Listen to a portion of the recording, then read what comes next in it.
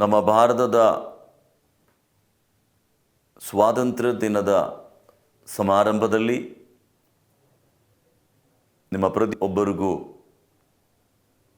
ಸ್ವಾತಂತ್ರ್ಯ ದಿನದ ಶುಭಾಶಯಗಳು ನ್ಯೂ ಹೋಪ್ ಟಿವಿ ಮುಖಾಂತರವಾಗಿ ನಾವು ತರ್ತಾ ಇದ್ದೇವೆ. Greet you on this Independent Day. We bring you greetings from the New Hope TV. And this program is Revive India. ನಮ್ಮ ಭಾರತ ಇನ್ನೂ ಒಂದು ಎಬ್ಬಿಸಿ ಅಭಿವೃದ್ಧಿಗೆ ಉಜ್ಜೀವನಕ್ಕೆ ನಾವು ಬೆಳೆಯುವುದಕ್ಕಾಗಿ ಈ ಸಮಾರಂಭದಲ್ಲಿ ಒಂದು ನಿಮಿಷ ಪ್ರಾರ್ಥನೆ ಮಾಡಿ ನಾವು ಮುಂದೆ ಹೋಗುವ. ನಮ್ಮನ್ನೆಚ್ಚಾಗಿ ಪ್ರೀತಿ ಮಾಡುವ ನಮ್ಮ ಕರ್ತನೇ ಸ್ವಾಮಿ ಯೇಸು ಕ್ರಿಸ್ತನ ಪರಿಶುದ್ಧ ನಾಮದಲ್ಲಿ ನಿಮ್ಮ ಪಾದವನ್ನು ಹುಡುಕಿ ಬಂದು ಕರ್ತನೆ, ಭಾರತ ದೇಶದ ಅಭಿವೃದ್ಧಿಗಾಗಿ, ಉದ್ಧಾರಣಕ್ಕಾಗಿ, ಈ ಭಾರತದಲ್ಲಿ ವಸಿಸುವ ಪ್ರತಿಯೊಬ್ಬ ನಾಗರಿಕರ ಜೀವನದಲ್ಲಿ ಅಭಿವೃದ್ಧಿ ಮೆಚ್ಚುಗೆಯಾಗಿ ಜೀವಿಸುವಂತೆ ನಿನ್ನ ಕೃಪೆಗೋಸ್ಕರವಾಗಿ ನಾವು ಪ್ರಾರ್ಥನೆ ಮಾಡ್ತಾ ಇದ್ದೀವಿ. ಈ ಸ್ವಾತಂತ್ರ್ಯ ದಿನದಲ್ಲಿ ನಾವು ಒಂದು ಕೂಡಿ ಒಕ್ಕಟ್ಟಾಗಿ ನಿಮ್ಮನ್ನು ಸ್ತುತಿಸಿ ನಿಮ್ಮ ಆಶೀರ್ವಾದವು ಅನುಗ್ರಹವು ಎಲ್ಲ ಜನರ ಮೇಲೆ ಇರಬೇಕು ಅಂತ ನಾವು ಬೇಡಿಕೊಳ್ಳುತ್ತೇವೆ. ಯೇಸುವಿನ ನಾಮದಲ್ಲಿ ಆಮೆನ್. ನಮ್ಮ ಈ ಭಾರತ ಸ್ವಾತಂತ್ರ್ಯ ದಿನವನ್ನು ನಾವು ಅನುಭವಿಸುವಾಗ ಇದು ಒಂದು ಸಂತೋಷದ ದಿನ. ನಮ್ಮ ಹಿಂದೆ ಎಷ್ಟೋ ಜನರು ಅವರ ಜೀವ ಕೊಟ್ಟು ಪ್ರಾಣ ಕೊಟ್ಟು ನಮ್ಮ ದೇಶಕ್ಕೆ ಸ್ವಾತಂತ್ರ್ಯವನ್ನು ಪಡೆದುಕೊಂಡಿದ್ದಾರೆ. ಈ ಸಂದರ್ಭದಲ್ಲಿ ಇಂತಹ ಒಂದು ಸ್ವಾತಂತ್ರ್ಯವಂತ ನಾವು ಅನುಭವಿಸಿಕೊಳ್ಳೋದಕ್ಕೆ ನಾವು ಭಾಗ್ಯಶಾಲಿಗಳಾಗಿದ್ದೀವಿ. ನಮ್ಮ ಭಾರತ ಎಂದಿಗೂ ಮಹೋನ್ನತವಾಗಿರಲಿ, ಜಯವನ್ನು ವರಿಸಲಿ. ನಾವು ನೋಡುವಾಗ ಈ ಭಾರತದಲ್ಲಿ 130 ಕೋಟಿ ಜನರು ವಾಸ ಮಾಡುತ್ತಾರೆ. ಅದರಲ್ಲಿ ಎಷ್ಟೋ ಜನರು, ಇನ್ನೂ ಸುಮಾರು 35% ಜನರು ಪಾವರ್ಟಿ ಲೈನ್ಗೆ ಕೆಳಗಿದ್ದಾರೆ. We know even today there are more than or less than 35% people are under the poverty line. We call them as BPL, below poverty line. We also know there are social evils in our country. ಸಾಮಾಜಿಕವಾದ ಪ್ರೀತಿ ಇಲ್ಲದೆ ಅನುಭವಗಳು ನಮ್ಮ ದೇಶದಲ್ಲಿ ಇದೆ. ನಮ್ಮ ದೇಶದಲ್ಲಿ ಇನ್ನೂ ಹಲವಾರು ಸ್ಥಳಗಳಲ್ಲಿ ಮಕ್ಕಳನ್ನು ಕಳೆದುಕೊಂಡು ಹೋಗಿ ವ್ಯಾಪಾರ ಮಾಡುವವರು ಇದ್ದಾರೆ. ನಮ್ಮ ಪ್ರೀತಿಯ ಚಿಕ್ಕ ಸಹೋದರಿಯರನ್ನು ಅವರನ್ನ ಹಿಡಿದುಕೊಂಡು ಹೋಗಿ ವ್ಯಾಪಾರ ಮಾಡುವವರಿದ್ದಾರೆ. Social evil is one of the biggest obstacles for the progress in our country. We all together need to overcome this issue. We all need to put our efforts. We all need to be contributing to build the nation. ನಾವೆಲ್ಲರೂ ಒಟ್ಟುಗೂಡಿ ನಮ್ಮ ರಾಜ್ಯವನ್ನು ಬೆಳೆಸಬೇಕು, ಅಭಿವೃದ್ಧಿಗೆ ತರಬೇಕು. So ಈ ಸಮಾರಂಭದಲ್ಲಿ ಕೆಲವು ಪ್ರಾರ್ಥನಾ ವಿಷಯಗಳು ಹೇಳಿ ನೆನೆಸಿ, ಇನ್ನೂ ಅವರು ಸ್ವಾತಂತ್ರ್ಯವನ್ನು ಅನುಭವಿಸದೇ ಇರುವ ಆ ಜನರಿಗಾಗಿ, ಗುಂಪುಗಾಗಿ, ವ್ಯಕ್ತಿಗಳಿಗಾಗಿ ನಾವು ಪ್ರಾರ್ಥಿಸಿಕೊಳ್ಳಬೇಕು. ನೋಡಿ, ನಾವು ಮಕ್ಕಳನ್ನು ವೀಥಿಗಳಲ್ಲಿ ಕಾಣಕ್ಕೆ ಸಾಧ್ಯ. ಕೆಲವರಿಗೆ ಕಣ್ಣಿಲ್ಲ, ಕೆಲವರಿಗೆ ಕೈಯಿಲ್ಲ, ಕೆಲವರಿಗೆ ಏಟು ಬಿದ್ದಿರುತ್ತವೆ, ಭಿಕ್ಷಾ ಮಾಡ್ತಾರೆ. ನಮ್ಮ ಹತ್ರ ಬಂದಾಗ ನಾವು ಅವ್ರನ್ನ ಕೆಲವರು ಕೊಡ್ತಾರೆ, ಕೆಲವರು ಓಡಿಸ್ತಾರೆ. ಅವರು ಆ ಸ್ಥಿತಿಯಲ್ಲಿ ಹುಟ್ಟಲಿಲ್ಲ. They are not born as beggars. There are deformities in their body, physical problems, mental issues. They are become so downtrodden. ನಾವು ಅವರನ್ನು ಕೂಡ ಸ್ವಾತಂತ್ರ್ಯವನ್ನು ದೊರಕುವ ಅನುಭವಕ್ಕೆ ಈ ನಮ್ಮ ದೇಶವನ್ನು ಬಂದು ಸೇರಬೇಕು. ಪ್ರತಿಯೊಬ್ಬ ವ್ಯಕ್ತಿ ಬಹುಮೂಲ್ಯವಾಗಿದೆ. ಸತ್ಯವೇದವನ್ನು ಹೇಳುವುದು ಮನುಷ್ಯರು ದೇವರ ದೃಷ್ಟಿಯಲ್ಲಿ ಬಹುಮೂಲ್ಯರಾಗಿದ್ದಾರೆ. ಒಬ್ಬ ಮನುಷ್ಯನ ಬೆಲೆ ಸತ್ಯವೇದದಲ್ಲಿ ನೋಡಿದರೆ ಇಡೀ ಪ್ರಪಂಚಕ್ಕಿಂತ ಹೆಚ್ಚು ಬೆಲೆ ಕೊಟ್ಟು ಆ ಮನುಷ್ಯನನ್ನು ಉತ್ತರಿಸಲಿಕ್ಕೆ ದೇವರಿಗೆ ಚಿತ್ತ. The Bible give more value than the entire world to a particular person and the soul of that person. That's why Jesus Christ, He Himself came down and gave His life to save every human from the perishable situation. Each person is so valuable. So we need to consider that particular aspects. We need to consider those issues today more than any other day. As we enjoy the independence, there are many of them who do not even know that today is an independent day. So the Bible gives the freedom. I would love to read a particular word from one of the book called Galatians. It is for freedom that Christ has set us free. Stand firm then, and do not let yourselves be hindered by the yoke of slavery. We are an independent nation. Every citizen of this country, ನಮ್ಮ ದೇಶದ ಪ್ರತಿಯೊಂದು ನಾಗರಿಕರಿಗೆ ಅವರಿಗೆ ಸ್ವಾತಂತ್ರ್ಯದಲ್ಲಿ ಜೀವಿಸೋದಕ್ಕೆ ಅವಕಾಶ ಉಂಟು. ಅದು ನಮ್ಮ ಭಾರತದ ಕಾನ್ಸ್ಟಿಟ್ಯೂಷನ್ ನಮಗೆ ಕೊಡುವ ಅಧಿಕಾರ. ಆ ಅಧಿಕಾರದಲ್ಲಿ ಬದುಕಲಿಕ್ಕೆ ಸಾಧ್ಯವಿಲ್ಲದೆ ತುಂಬ ಜನರಿದ್ದಾರೆ. ದಲಿತರು, ಅಲ್ಪಸಂಖ್ಯಾತವರು ನಮ್ಮ ದೇಶದಲ್ಲಿ ಕಷ್ಟ ಅನುಭವಿಸುವರಿದ್ದಾರೆ. ಇನ್ನು ಗುಲಾಮತದಲ್ಲಿ ಕೆಲಸ ಮಾಡುವ 15 ವಯಸ್ಸಿನ ಕೆಳಗಿರುವ ಎಷ್ಟೋ ಮಕ್ಕಳುಗಳಿದ್ದಾರೆ. ಎಲ್ಲಿ ಅಂತ ಕೇಳಿದರೆ ನಮಗೆಲ್ಲರಿಗೂ ಸ್ಟ್ಯಾಟಿಸ್ಟಿಕ್ಸ್ ಚೆನ್ನಾಗಿ ಗೊತ್ತಿದೆ. We know there are the carpet industry, the leather industry and even the textile industry, ಇದೆಲ್ಲ ನಮಗೆ ಗೊತ್ತಿರುತ್ತದೆ. There are many of them, even the small scale industries. There are many hotels, even still the boys are the table cleaners. You go to a market, you can see them. You enter into a common place, you can see most of them. We still need to provide them the freedom. We need to pray for the freedom of those. So we are going to pray for that. The young one, child labor is the biggest issue, one of the biggest issue. Their future is being spoiled. Their thinking is being completely plucked out. They are moved away from the mainstream of the society. They don't consider the people in the same manner because they are not respected. They are not respected. They are not getting the freedom in the society. Shall we pray for them? ನಾವು ಅವರಿಗಾಗಿ ಪ್ರಾರ್ಥನೆ ಮಾಡಬೇಕು. ಸತ್ಯ ವೇದದಲ್ಲಿ biblical principles that everyone is free in Christ. No one is a slave. So, one point we need to pray. The second point we need to see, I have earlier even said, 109 children are abused sexually in every day, according to the statistics in 2018. So, 19 and 20 we are. 109 female childs are abused sexually in this nation. They need to have the freedom. We need to pray for them. This is the record available.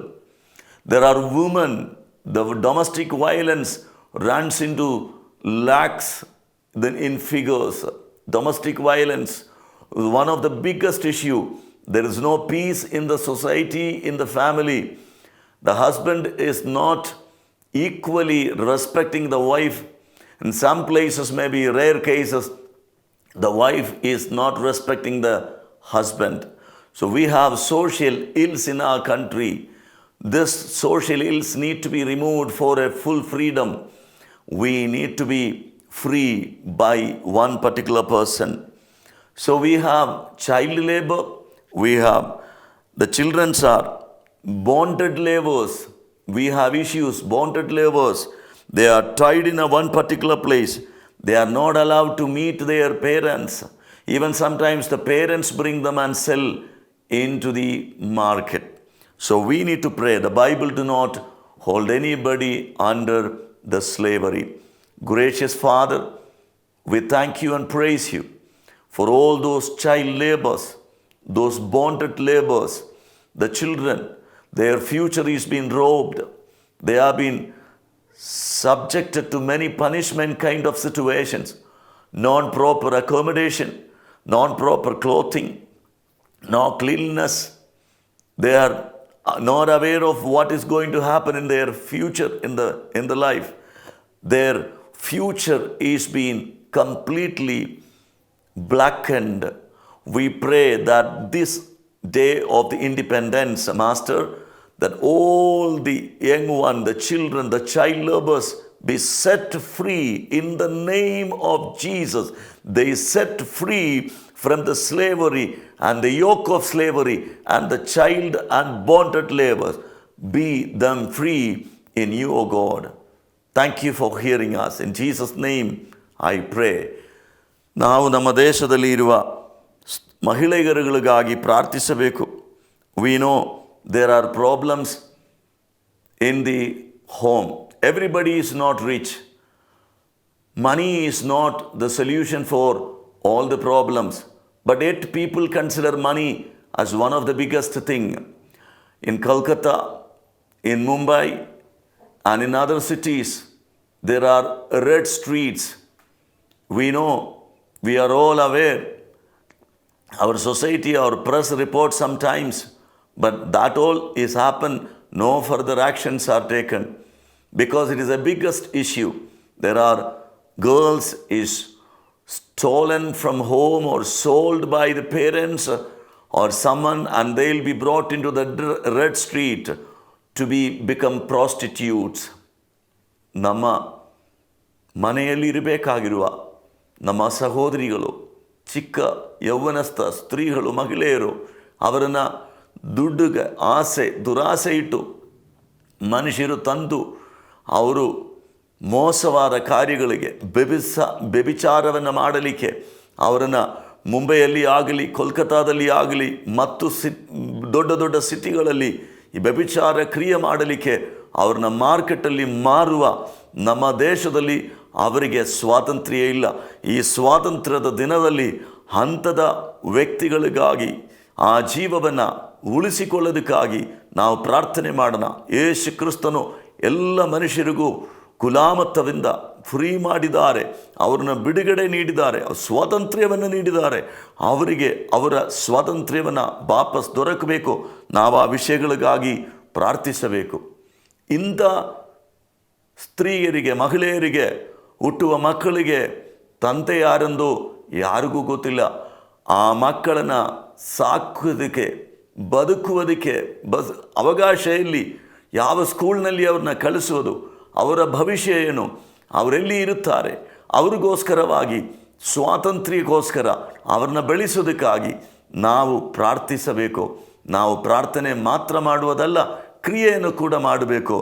ಸತ್ಯವೇದ ಅದಕ್ಕೆ ನಮಗೆ ಸಾಕ್ಷಿಯಾಗಿದ್ದ ಹಲವಾರು ಸ್ಥಳಗಳಲ್ಲಿ ಅಂಧದ ಮಕ್ಕಳನ್ನು ಸಾಕುವ ಸ್ಥಳಗಳು, children's homes, ಅವ್ರನ್ನ ಸ್ಕೂಲಲ್ಲಿ ಕಳಿಸುವವರು ಕೂಡ ಇದ್ದಾರೆ. ನಾವು ಅದನ್ನು ನೆನೆಸಿ ನಾವು ಪ್ರಾರ್ಥನೆ ಮಾಡಬೇಕು. ನಮ್ಮ ಸಮಾಜದಲ್ಲಿ ಮದುವೆ ಒಡೆತನ ತುಂಬ ನಾವು ಕಾಣುತ್ತಿದ್ದೇವೆ. Divorce, marriage divorces, people, some of the places the couple even not live together 1 month. After 2 days of marriage, there are incidents. I cannot produce all the things here, so I'm not able to put all the facts here, but there are incidents. After 2 days of the marriage, the couple is parted their ways to go away from each other. ಮದುವೆ ಒಡೆತನ ನಮ್ಮ ಭಾರತದ ಒಂದು social evil, ಸಾಮಾಜಿಕವಾದ ಒಂದು ರೋಗ. ಈ ರೋಗಕ್ಕೆ ಔಷಧಿ ನಾವು ಕಂಡುಹಿಡಿಬೇಕು. ಮನುಷ್ಯರು ಒಬ್ಬರ ಮೇಲೆ ಇನ್ನೂ ಅಧಿಕಾರವನ್ನು ನಡೆಸುವುದರಿಂದ, ಅವರ ದುರಾಶೆಗಳಿಗಾಗಿ ಒಬ್ಬರ ಮೇಲೆ ಒಬ್ಬರನ್ನು ಅಧಿಕಾರಪಡಿಸುವುದರಿಂದ ಇಂಥದ ವಿಷಯಗಳ ಮೇಲೆ ನಾವು ಜಯವನ್ನು ವರಿಸಬೇಕು. ನಾವು ಕರ್ತರಾಗಿರುವ ಯೇಸು ಕ್ರಿಸ್ತನ ಸತ್ಯವೇದಕ್ಕೆ ಅನುಸಾರವಾಗಿ ನಾವು ಪ್ರಾರ್ಥಿಸಿಕೊಳ್ಳುವ. ಸ್ತೋತ್ರ. ಇನ್ನೂ ಒಂದು ಹಾನರ್ ಕಿಲ್ಲಿಂಗು ಅಥವಾ ಅವರ ಬಹುಮಾನಕ್ಕಾಗಿ, ಅವರ ಕುಟುಂಬದ ಶ್ರೇಷ್ಠತೆಯನ್ನು ತೋರಿಸುವುದಕ್ಕಾಗಿ ಒಬ್ಬ ಹುಡುಗಿಯೇ ಅವರ ಮಧ್ಯದಲ್ಲಿ ಪ್ರೇಮವಾಗಿದ್ದರೆ, ಪ್ರೀತಿಯಾಗಿದ್ದರೆ ಒಬ್ಬರನ್ನು ಕೊಲೆ ಮಾಡುವುದು, ಅವರನ್ನು ಬದುಕುವುದಕ್ಕೆ ಬಿಡೋದೇ ನಷ್ಟಪಡಿಸುವುದು ಸಾಮಾಜಿಕವಾದ ಒಂದು ರೋಗವಾಗಿದೆ. ಇದಕ್ಕಾಗಿ ನಾವು ಪ್ರಾರ್ಥನೆ ಮಾಡಬೇಕು. ನಮ್ಮ ಕನ್ನಡ ರಾಜ್ಯದಲ್ಲಿ ದೇವದಾಸಿ ಸಿಸ್ಟಮ್ ಟೆಂಪಲ್ಗಳಲ್ಲಿ ನಾವು ಕಾಣುತ್ತೇವೆ. ಆ ಒಂದು ಸಮಸ್ಯೆ ಒಂದು ದೊಡ್ಡದಾಗಿದೆ. ಆ ದೊಡ್ಡ ಸಮಸ್ಯೆ ಮೇಲೆ ಇನ್ನೂ ನಾವು ತುಂಬ ಜನರು ಕಷ್ಟ ಬಿದ್ದು ಅದಕ್ಕೆ ವಿರುದ್ಧವಾಗಿ ನಾವು ಹೋರಾಟ ಮಾಡುತ್ತಾ ಇದ್ದೇವೆ. ಅದು ಪೂರ್ಣವಾಗಿ ನಿಲ್ಲಿಸಬೇಕು. ಪ್ರತಿಯೊಬ್ಬರಿಗೂ ಸ್ವಾತಂತ್ರ್ಯವಿದೆ. ಅವರ ಜೀವನದಲ್ಲಿ ಅವರ ಬುದ್ಧಿ, ಅವರ ವಿವೇಕ, ಅವರ ಜೀವನಕ್ಕೆ ಏನು ಚೆನ್ನಾಗಿದೆ ಅಂತ ಆರಿಸಿಕೊಳ್ಳೋದಕ್ಕೆ ಅವರಿಗೆ ಸ್ವಾತಂತ್ರ್ಯವಿದೆ. ಈ ಸ್ವಾತಂತ್ರ್ಯ ದಿನದ ಸಮಾರಂಭದಲ್ಲಿ ನಾವು ಅವುಗಳನ್ನು ಯೋಚಿಸಿ ಅಂಥ ವಿಷಯಗಳಿಗಾಗಿ ನಾವು ಪ್ರಾರ್ಥನೆ ಮಾಡಿಕೊಳ್ಳಬೇಕು. ಸ್ತೋತ್ರ. ಮಾಟಮಂತ್ರ ಮಾಡುವರು, which craft is another issue. Even today people are afraid of witchcraft. ಮಾಟಮಂತ್ರ ಮಾಡಿ ಪಕ್ಕದ ಮನೆಯವರನ್ನ, ಕುಟುಂಬದ ವ್ಯಕ್ತಿಗಳನ್ನು, ಅವರ ಆಸ್ತಿಯನ್ನು ಹಿಡಿದುಕೊಳ್ಳೋದಕ್ಕೆ, ಅವರನ್ನು ಮೋಸ ಮಾಡಲಿಕ್ಕೆ, ಅವರನ್ನು ಭಯಪಡಿಸೋದಕ್ಕೆ, ಎದುರಿಸಲಿಕ್ಕೆ ಮಾಟಮಂತ್ರ ಮಾಡುವುದು ನಮ್ಮ ಬ್ಯಾಂಗ್ಳೂರಿನ ಸ್ಥಳಗಳಲ್ಲಿ ಕೂಡ ಹಲವಾರು ಸತಿ ನಾವು ನೋಡಿದ್ದೇವೆ. ಪೇಪರ್ಗಳಲ್ಲಿ ಪ್ರಿಂಟಾಗಿ ಬಂದಿರೋದು ಕೂಡ ನನಗೆ ನೆನಪು ಬರುತ್ತಾ ಇದ್ದೇವೆ. ನಾವು ಇಂಥದ ವಿಷಯಗಳಿಗೆ ವಿರುದ್ಧವಾಗಿ ಪ್ರಾರ್ಥನೆ ಮಾಡಬೇಕು. ಸಾಲಗಳಲ್ಲಿ ತುಂಬಿ ಬಿದ್ದಿರುವಂಥ ಅನೇಕರಿದ್ದಾರೆ, ವಿಶೇಷವಾಗಿ ರೈತರು. ಮತ್ತು ಆ ರೈತರನ್ನು ಎಬ್ಬಿಸೋದಕ್ಕೆ ನಾವು ಇನ್ನೂ ಹಲವಾರು ಕಾರ್ಯಗಳು ಮಾಡಬೇಕಾಗಿದೆ. ನಮ್ಮ ದೇಶಕ್ಕೆ ವಿರುದ್ಧವಾಗಿ ಇರಿಕತಕ್ಕಂಥ ವಿಷಯಗಳು ನಾವು ಪ್ರಾರ್ಥಿಸಬೇಕು. ಇನ್ನೂ ಹಲವಾರು ವಿಷಯಗಳಿದೆ. ಎಲ್ಲ ವಿಷಯಗಳ ಮೇಲೆ ನಾವು ಸ್ವಲ್ಪ ಸಮಯನ ತಗೊಂಡು 3 ನಿಮಿಷ 4 ನಿಮಿಷ ತಗೊಂಡು, ನೀವು ದೇಶವನ್ನು ಪ್ರೀತಿ ಮಾಡುತ್ತೀರಿ, ದೇಶವನ್ನು ಪ್ರೀತಿ ಮಾಡುವವರು ಜನರನ್ನು ಪ್ರೀತಿ ಮಾಡುತ್ತಾ ಇದ್ದಾರೆ, ಅವರಿಗೆ ಒಳ್ಳೆಯದಾಗಬೇಕು, ಅವರು ಚೆನ್ನಾಗಿರಬೇಕು, ನೆಮ್ಮದಿಯಾಗಿ ಬಾಳಬೇಕು, ಸಮಾಧಾನವಾಗಿರಬೇಕು. ಅವರು ತನ್ನ ಆಹಾರವನ್ನು ತಿಂದು ಸಮಾಧಾನವಾಗಿ ತನ್ನ ಕುಟುಂಬದೊಂದಿಗೆ ಸ್ವಸ್ಥವಾಗಿ ವಸಿಸಲಿಕ್ಕೆ ಅವರಿಗೆ ಅವಕಾಶ ಇರಬೇಕು. ಈ ಸ್ವಾತಂತ್ರ್ಯವನ್ನು ದೇವರು ತನ್ನ ಸೃಷ್ಟಿಯಾಗಿರುವ ಮನುಷ್ಯನಿಗೆ ಸ್ವಾತಂತ್ರ್ಯವನ್ನು ಕೊಟ್ಟಿದ್ದಾರೆ. ಆ ಸ್ವಾತಂತ್ರ್ಯವನ್ನು ನಮಗೆ ಇರಬೇಕಾದರೆ ನಾವು ದೇವರಲ್ಲಿ ಸ್ವತಂತ್ರರಾಗಿರಬೇಕು. ನಾವು ಈ ಭಾರತ ದೇಶದಲ್ಲಿ ಇರುವ ಇಂಥದ ಸಮಸ್ಯೆಗಳು ವಿಷಯಗಳಿಗೋಸ್ಕರವಾಗಿ ಇನ್ನೂ ಒಬ್ಬರು ನಾವು ಭಾರವನ್ನು ತೆಗೆದು, ನಮ್ಮ ಹೃದಯವನ್ನು ತೆಗೆದು ದೇವರ ಸನ್ನಿಧಾನದಲ್ಲಿ ನಿಂತು ಪ್ರಾರ್ಥಿಸಲಿಕ್ಕೆ ದೇವರು ನಮಗೆ ಕೃಪೆಯನ್ನು ನೀಡಲಿ. ಒಂದು ಸಣ್ಣ ಪ್ರಾರ್ಥನೆಯನ್ನು ಮಾಡಿ ಮುಕ್ತಾಯಗೊಳಿಸಿದ್ದೇವೆ. Let me pray and conclude this points here because of the time factors. Our gracious Heavenly Father, we thank you, we praise you. Lord, we have named some of the social evils that even today is striving in our society. We really need independence from those issues, God. We need the freedom. Our children need freedom. Our bonded laborers need freedom. Our women need freedom, that the freedom which is permitted in the constitution of this country, the nation, India, Lord, we pray that that is restored. Don't allow the other people to bull on to the people. Master, we pray, let every anti-social elements and anti-social work from this society as a nation, this India, be free from those kind of situations, O God. Let our children's grow and let them be peaceful in this nation. We thank you, Lord Master, providing us one more opportunity to stand and to pray before you, as you are the creator God. You have the power and authority over every soul and every thinking heart. So we pray that those who are working against the freedom of the people, maybe you touch them, you visit them, change them, let the transformation take place. Let this country revive from the present situation to a better future, a future day that is more freedom than today that we are enjoying. But thank you for the freedom of this nation, that those leaders who worked for it, and today we enjoy the freedom of this country. Thank you, Master, for hearing us. In Jesus' precious name, I pray. God bless you. ದೇವರು ನಿಮ್ಮನ್ನು ಆಶೀರ್ವದಿಸಿ.